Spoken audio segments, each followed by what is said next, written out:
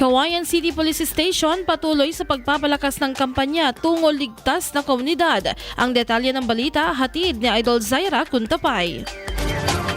Patuloy na pinalalakas ng Cauayan City Police Station ang kanilang kampanya tungo sa ligtas at payapang komunidad sa Cauayan City. Ito ay sa pamamagitan ng pagsasagawa ng anti-criminality checkpoint sa kahabaan ng National Highway at Oplan Tambuli sa mga matataong lugar sa lungsod. Layunin ng operasyon na mapigilan ang galaw ng mga individual na may masamang balak at maiwasan ang posibleng pambibiktima sa mga pasilidad at mga lugar na dinarayo ng publiko na maaaring makasagabal sa kapayapaan at kaayusan ng lungsod. Layunin naman ng Oplan Tambuli na palakasin ang kamalayan ng publiko hinggil sa kaligtasan sa kalsada at mga hakbang sa seguridad ngayong panahon ng tag-init upang maiwasan ang mga aksidente at mapanatili ang kaligtasan ng mga residente at biyahero. Hinihikayat din ang patuloy na pakikiisa at pagiging mapagmatsyag ng komunidad upang mapanatili ang kaayusan sa lungsod ng Cauayan.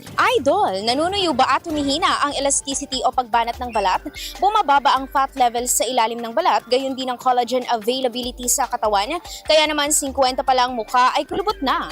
Para mapigilan ang mabilis na pagtanda, mag-DTX 500 na. Pinaparami ang cell regulators gaya ng retinols, peptides at growth factors para sa collagen metabolism and productions. Sa DTX 500, hindi lang balat mo ang magiging makinis kundi ang selula ng iyong buong katawan. Para maging healthy, mag-DTX 500 palagi. Para sa IFM News, ako si Idol Zaira Kuntapay. Idol! IFM News.